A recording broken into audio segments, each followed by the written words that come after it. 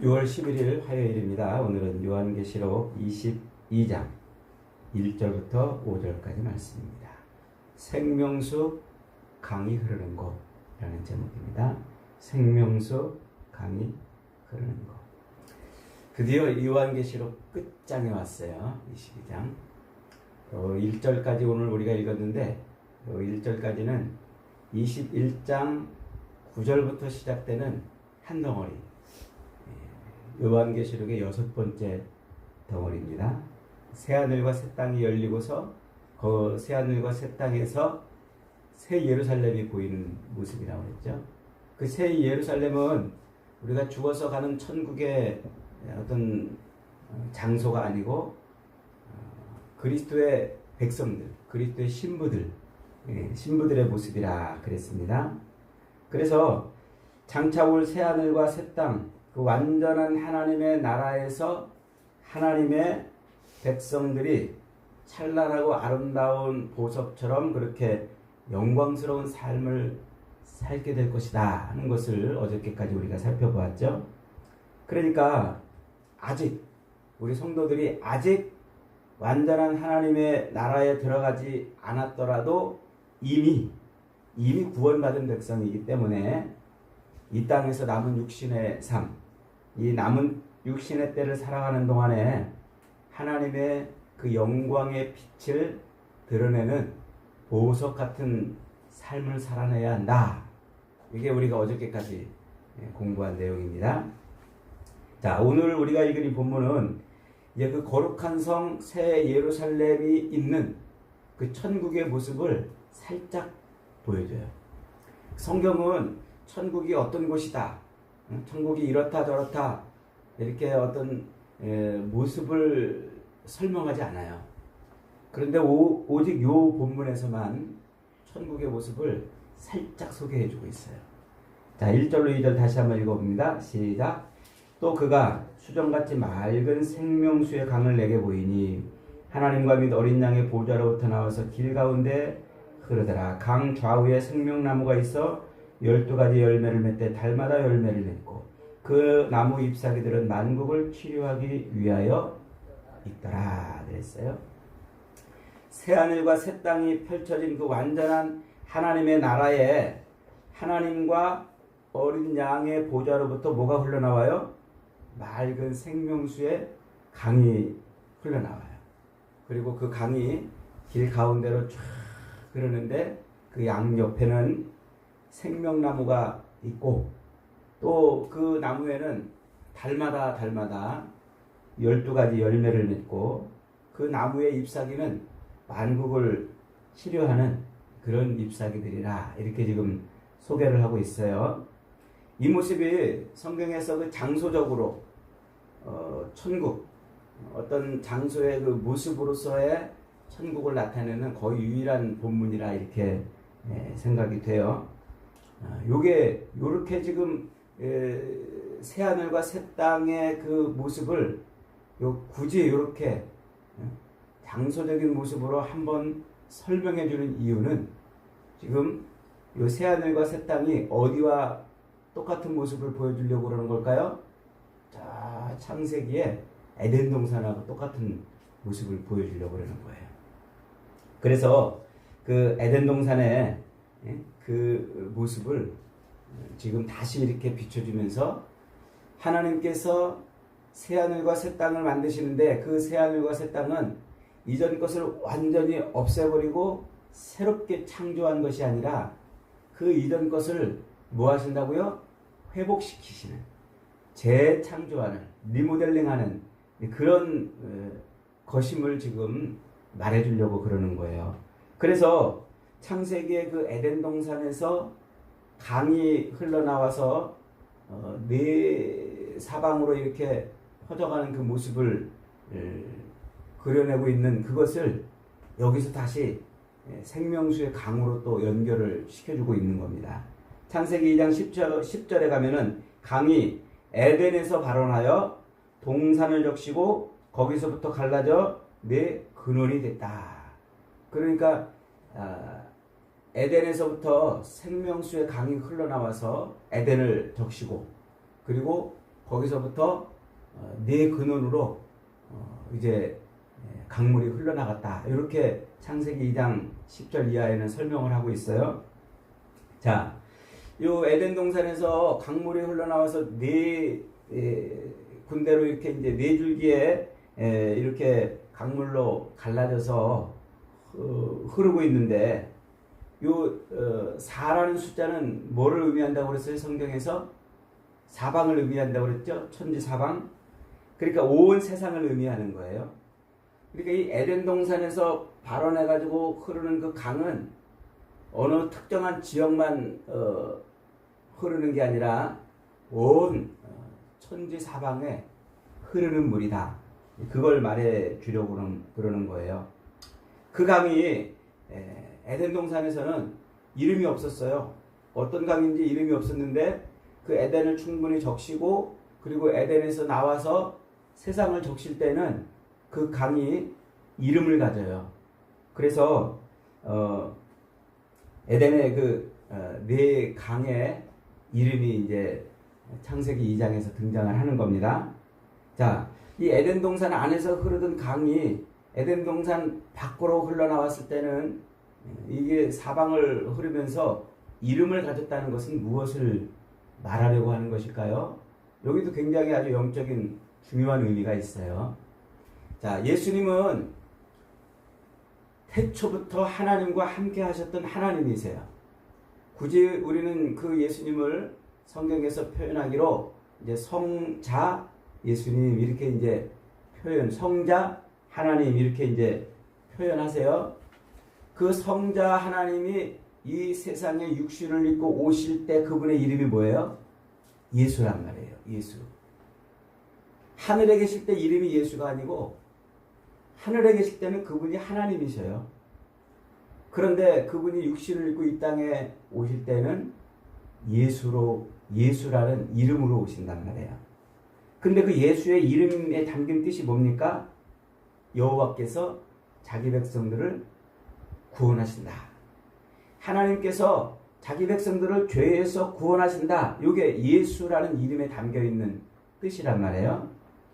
그러니까 완전하신 하나님이 죄악으로 덮여져 있는 세상을 구원하시기 위해서 이 땅에 피조물로 육체로 이 땅에 내려오실 때 그 이름을 예수라 이렇게 칭해 주시고 그 이름에 담겨 있는 세상을 자기 백성을 죄에서 구원해 내신다는 요 이름에 담겨 있는 그 뜻을 그 하나님의 뜻을 온전히 순종함으로 성취해 내십니다. 그분이 예수님이세요. 그분이. 그러니까 에덴 동산 안에서 이름이 없었던 한 강이 흘러나와서 사방으로 흐르면서 이름을 갖게 되는 것은 온 세상을 구원하시기 위해서 세상에 충만하게 임하는 생명수 되시는 그 예수님, 바로 그 예수님의 충만하심을 예표하는 그림이었던 거예요. 그게. 자, 그러니까 보세요. 에덴 동산에서 발원해서 에덴을 적시고서 에덴 밖으로 흘러나와서 강이 이제 네 강으로 갈라지면서 이름을 가져요. 그래서 첫째 강의 이름은 비손강이라 이렇게 부르죠. 비손은 풍성하다 이런 뜻이에요. 둘째 강의 이름은 기혼이라고 불러요. 기혼은 퍼져나간다 혹은 터져나간다 이런 의미예요. 셋째 강의 이름은 히데겔이라고 부르죠. 화살처럼 빠르다 이런 뜻이에요. 넷째 강의 이름은 유브라데입니다. 유브라데는 달콤하다 이런 뜻이에요. 그러니까 그 네 강은 온 세상에 퍼져나가는 풍성하고 달콤하고 화살처럼 빠르게 퍼져나가는 하나님의 은혜와 사랑을 담아놓고 있는 모습이란 말이에요. 바로 그 에덴 동산에서 발원해서 세상에 덮이는 그 강이 바로 생명수 강이란 말이에요. 온 세상에 하나님의 사랑을 아주 빠르게 적시는 그런 생명수 강이다. 요것을 구약성경 에스겔서에 가면은 이제 에스겔이 하나님의 그 예언을 받아가지고 백성들한테 외치는 예언 중에 가장 중요한 예언이 뭐예요? 하나님의 백성들을 살릴 거예요. 뼈다귀 같은 하나님의 백성들을 살리고 그 하나님의 백성들이 성전에서 하나님을 예배하는데 그 성전에서 뭐가 흘러나와요? 강물이 흘러나와요. 그게 에스겔서 41장에 47장에 기록되어 있는 거예요. 긴 내용인데 1절부터 12절까지 있는 긴 내용인데 이거 다 읽으려면 시간이 길으니까 중간부터 한번 좀 제가 읽어봅니다. 이제 그 강물이 이렇게 쭉 흘러나오는데 천사가 이제 그 강물의 깊이를 이렇게 측량합니다. 측량하는데 제가 5절부터 읽어봅니다. 다시 천척을 측량하니 물이 내가 건너지 못할 강이 된지라 그 물이 가득하여 헤엄칠 만한 물이요 사람이 능히 건너지 못할 강이더라. 그가 내게 이르되 인자야 네가 이것을 보았느냐 하시고 나를 인도하여 강가로 돌아가게 하시기로 내가 돌아가 강 좌우편에 나무가 심히 많은 것을 보았다. 그가 내게 이르되 이 물이 동쪽을 향하여 흘러 아라바로 내려가서 이 물이 바다로 들어가서 바닷물이 되살아나리라.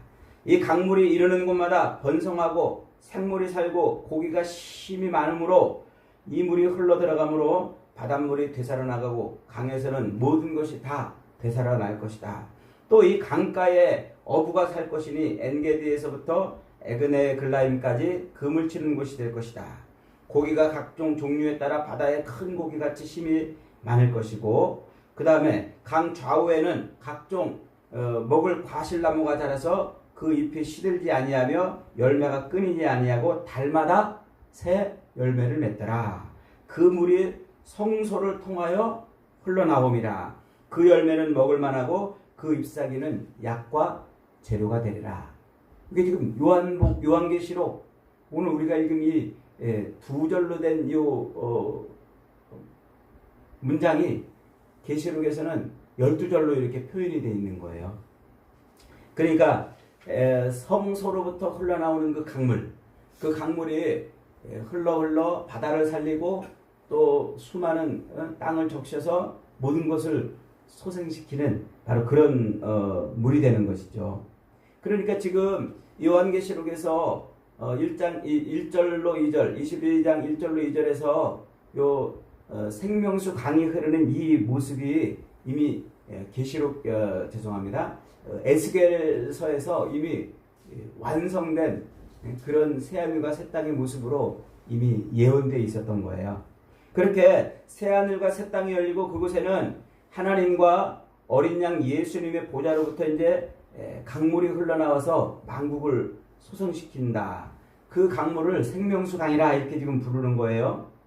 그러니까 창세기의 에덴 동산에서 흘러나와 온 땅을 적시던 그 강물이나 에스겔서의 성소로부터 흘러나와 만국을 소생시키는 강물이나 오늘 지금 요 계시록 22장 1절 2절에서 생명수 강물이나 어린 양의 보좌로부터 흘러나오는 생명수 강물이나 이게 다 같은 강물인 거예요. 똑같은 강물인 겁니다. 그래서 이 강물은 하나같이 만국을 소성케 하고 생명을 주는 생명수라 이렇게 소개를 하고 있어요. 생명수. 이 땅에서 여러분 이 세상 모든 만물을 소성시키고 그 만물에 생명을 주시는 분은 누구밖에 없습니까? 예수님밖에 없단 말이에요. 예수님. 그래서 예수님이 이 땅에 육신을 입고 내려오신 거잖아요. 죄악으로 얼룩져서 죄악에 버무려져서 죄로 신음하고 고통하는 이 모든 세상에 생명을 주실 분은 누구밖에 없다고요? 예수님밖에 없단 말입니다. 그래서 요한복음 4장 13절로 14절에서 예수님은 그 수가성에서 만난 여인에게 이렇게 말씀하세요. 예수께서 대답하여 가라사대 이 물을 먹는 자마다 다시 목마르려니와 내가 주는 물을 먹는 자는 영원히 목마르지 아니하리니 나의 주는 물은 그 속에 영생하도록 솟아나는 생물이 되리라. 샘물이 되리라. 여자가 이르되 주여 그런 물을 내게 주사 목마르지도 않고 여기 또 물길로 오지도 않게 하옵소서.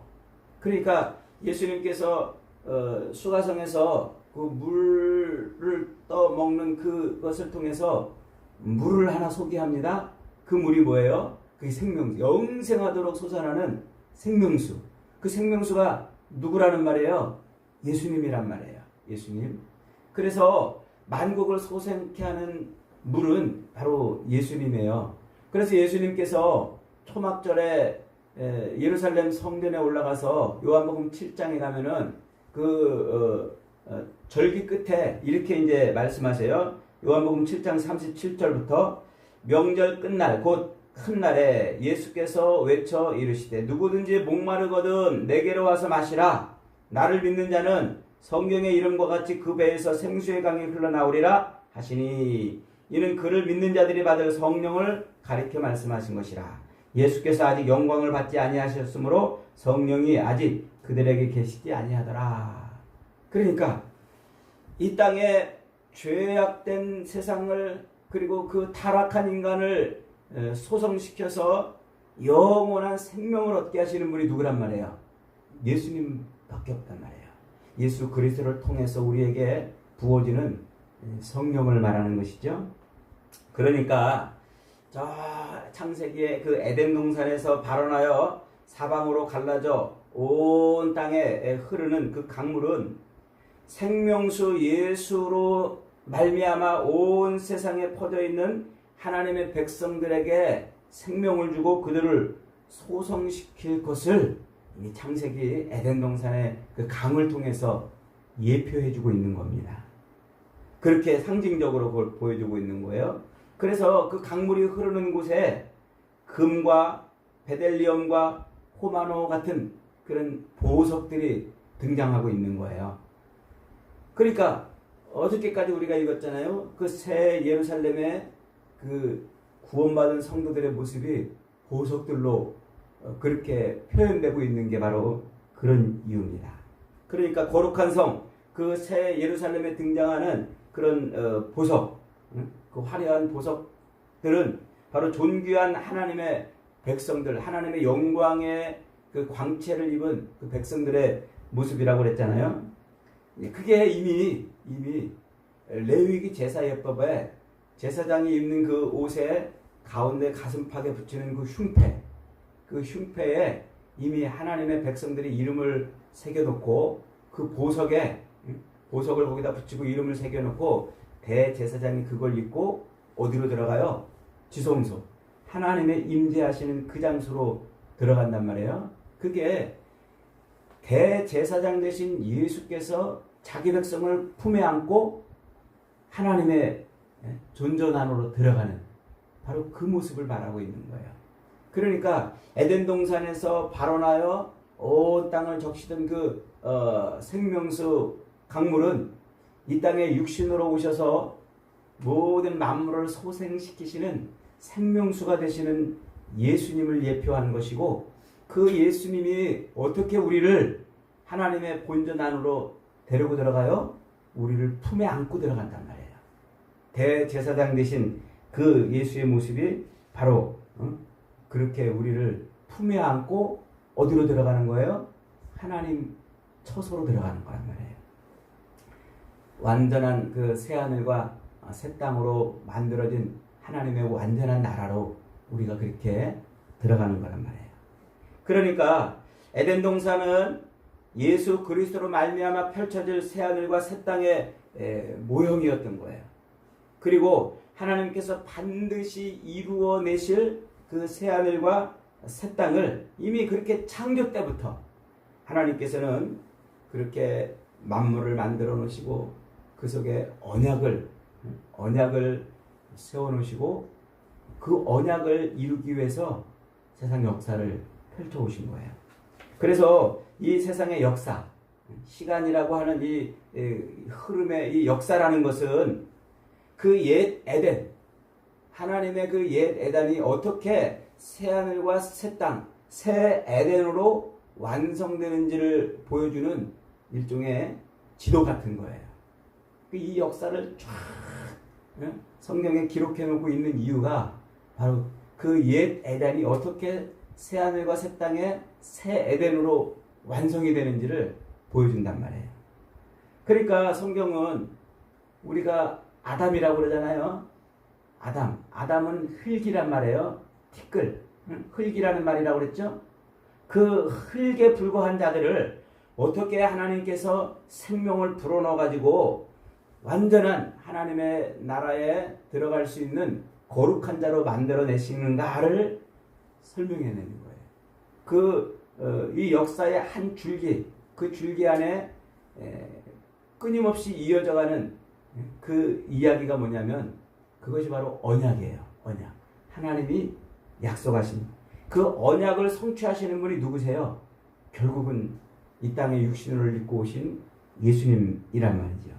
그래서 세상 모든 역사는 창세기부터 요한계시록까지 그 모든 시줄과 날줄이 얽혀져 가지고 한 폭의 천이 만들어진 것처럼 하나님의 그 놀라운 섭리가 얽히고 설켜 가지고 구원의 역사를 이뤄 가기 때문에 그 구원의 역사 가운데 언약, 그 언약을 중심으로 역사가 흘러가기 때문에 구약성경, 신약성경 이렇게 말하는 거예요. 그러니까 그 하나님의 일하심, 창조 때부터 우리를 완전한 하나님의 백성으로 만들어내시려고 그렇게 하나님께서 일하신 그 일하심이 얼마나 엄청난 일이냐 말이죠. 예수 그리스도를 이 땅에 육신을 입고 오게 하사 그로 말미암아 우리를 구원해내시는 이 하나님의 사랑은 측량도 할 수 없어요. 미처 우리가 다 헤아릴 수도 없어요. 그러니 그 사랑을 우리가 어떻게 그 사랑을 알기만 하면 그 에덴 동산에부터 시작돼 가지고 다시 새 에덴으로 우리를 창조해내시는 그 하나님의 그 놀라운 사랑을 알기만 하면 어떻게 우리가 찬양하지 않을 수 있겠냔 말이에요. 어떻게 우리가 감사하지 않을 수 있겠냔 말이에요. 그 하나님의 사랑을 알기만 하면 어떻게 우리가 이 세상을 살면서 이거 부족하다 저거 부족하다 그렇게 떼를 쓰고 하나님 앞에 그것 때문에 원망 불평할 수 있겠냔 말이에요. 도무지 그럴 수 없어요. 그 완전한 우리를 소성시키는 생명수로 이 땅에 오시는 그 그리스도의 그 완전한 순종을 생각하면, 그 언약을 이루시기 위해서 하나님이 일하신 것을 생각하면, 그걸 알면 우리는 우리의 삶을 이렇게 살 수는 없는 거예요. 매일 하나님 앞에 감사밖에 할 것이 없어요. 매일 하나님을 찬양할 것밖에 없다는 거죠.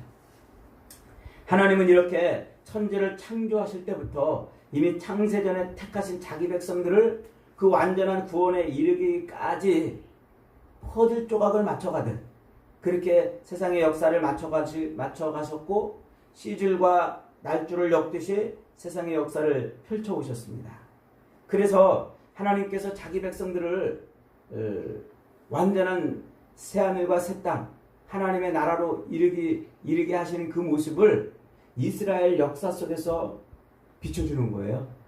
그 이스라엘 역사 속에서 애굽에서 그들을 꺼내가지고 가나안 땅에 들여보내시는 그 광야의 삶을 하나님이 끌고 가시잖아요. 그렇게 하나님이 이스라엘 백성들을 자기 백성들을 그 광야를 지나서 약속의 땅으로 들어가게 하시는 그 모습을 성경은 이렇게 표현하고 있어요. 출애굽기 19장 4절에 내가 애굽 사람에게서 어떻게 행하였음과 내가 어떻게 독수리의 날개로 너희를 업어서 내게로 인도하였음을 너희가 보았느니라. 그러니까 그 광야의 삶이 하나님이 이스라엘 백성들을 업어서 약속의 땅으로 데리고 가는 길이라는 거예요. 그 다음에 신명기 32장 10절로 12절에 또 그런 말씀을 하세요. 여호와께서 그를 황무지에서 짐승이 부르짖는 광야에서 만나시고 호위하시고 보호하시며 자기의 눈동자같이 지키셨도다. 마치 독수리가 자기의 보금자리를 어지럽게 하며 자기 새끼 위에 너풀거리며 그의 날개를 펴서 새끼를 받으며 그 날개 위에 그것을 엎는 것 같이 그렇게 인도하셨다. 그러면서 여호와께서 홀로 그를 인도하셨고 그와 함께한 다른 신이 없도다. 이렇게 표현해요. 그러니까 이 출애굽기와 신명기는 하나님의 그 구원의 역사를 이스라엘이라는 나라의 역사로 예표해주고 있는데 어떻게 그 하나님의 백성들을 구원해내셨다고요? 자기 백성들을 업어서 이끌어 가셨다고요. 재밌는 표현 아니에요? 실제로 이스라엘 백성들이 광야 40년 살 동안 그들은 얼마나 하나님 앞에 매도 맞았어요. 얼마나 고통도 당하고 그 추위와 더위, 그 배고픔과 그런 고통의 삶 속에서 그들이 죄를 짓기도 하고 하나님 앞에 혼나기도 했잖아요. 그런데 하나님은 그 광야의 40년의 삶을 어떻게 했다고요? 업어서 이끌어냈다고 표현하고 있단 말이에요. 업어서. 그러니까 무슨 얘기입니까? 내가 광야에서 너희를 업어서 인도했다. 이 말은 이 광야 같은 말세를 사는 이 우리의 삶에 하나님은 우리가 어떤 환경에 있든지 어떤 시련과 어떤 환난과 어떤 곤고를 당하든지 끝내 우리를 어떻게 하시겠다? 반드시 우리를 구원해 내시겠다. 그 얘기를 그렇게 이스라엘 역사 속에서 보여주고 있는 거예요. 그러니까 여러분 티끌 같은 우리 인생에게 후 하고 숨을 불어넣어 주시고 하나님과 함께 에덴 동산의 풍성한 삶을 누리게 하셨지만 사탄의 꾀임에 빠져서 하나님을 잃어버리고 죄로 더러워진 자기 백성들을 완전한 하나님의 나라로 옮기시기 위해서 하나님은 어떻게 하셨다고요? 하나님은 자기 백성을 업어 끌고 가셨다고요. 그게 이 땅에 육체로 오셔가지고 피조물의 손에 의해서 채찍 맞아 너덜너덜 온몸이 찢겨가고 그리고 십자가에 매달려 피와 물을 쏟아내시고 그렇게 죽으시는 그 모습을 그렇게 표현해내고 있는 거예요. 끝내 이 땅에 예수를 보내시고 그 예수로 말미암아 우리를 품에 안아서 업어서 하나님의 완전한 나라로 들어가게 하신다. 그러니까 우리가 그렇게 하나님의 등에 업혀 새하늘과 새 땅에 들어간 거예요. 그곳에 가니까 다시 생명수 강물을 만나는 거예요. 그 생명수 강을 인해서 우리는 치유되고 회복되고 소성케 되는 것입니다. 여러분, 그러니까 우리는 이 땅을 사는 동안 결코 우리가 하나님을 붙들고 있는 동안, 우리가 하나님을 바라보고 있는 동안, 그 놀라운 하나님의 사랑을 기억하고 있는 동안 하나님은 결코 우리를 내려놓지 않으세요. 우리가 하나님을 나의 아버지라고 부르는 동안 하나님은 우리를 등에서 내려놓지 않으세요. 우리가 예수님을 나의 구주라고 부르는 동안 그 품에서 우리를 내려놓지 않으신단 말이에요. 그걸 기억하며 그 새하늘과 새 땅의 모습을 소망하며 살으라고 성경이 우리에게 지금 말하고 있는 거예요. 그러므로 여러분, 그 새 에덴 동산의 영광은 우리 구주 예수 그리스도의 그 철저한 희생으로 얻어진 것입니다. 측량할 수 없는, 헤아릴 수 없는 하나님의 그 섭리하심으로 얻어진 것입니다. 그리스도의 십자가 죽으심과 부활로 말미암아 저와 여러분은 그렇게 우리 주님의 품에, 우리 하나님의 등에 업혀서 그렇게 지금 새하늘과 새 땅, 그 완성된 하나님의 나라를 향해서 하루하루 지금 살아가고 있는 것입니다. 그러니까 어떠한 환경에, 어떠한 상황에, 어떠한 시련과 어떠한 어려움을 만나도 결코 하나님은 우리를 내버리지 아니하심을 믿으시기 바랍니다. 하나님은 그렇게 시련과 환난과 고난의 삶 속에서도 우리를 내려놓지 아니하시고 끝까지 업고 가세요. 주님은 그렇게 끝까지 우리를 품에 안고 끌고 가십니다. 그래서 사도 바울은 로마서 8장에서 우리에게 이렇게 가르쳐주고 있어요. 로마서 8장 24절부터 우리가 소망으로 구원을 얻었음에 보이는 소망이 소망이 아니니 보는 것을 누가 바라리요. 만일 우리가 보지 못하는 것을 바라면 참음으로 기다릴지니라. 이와 같이 성령도 우리의 연약함을 도우시나니 우리는 마땅히 기도할 바를 알지 못하나 오직 성령이 말할 수 없는 탄식으로 우리를 위하여 친히 간구하시느니라.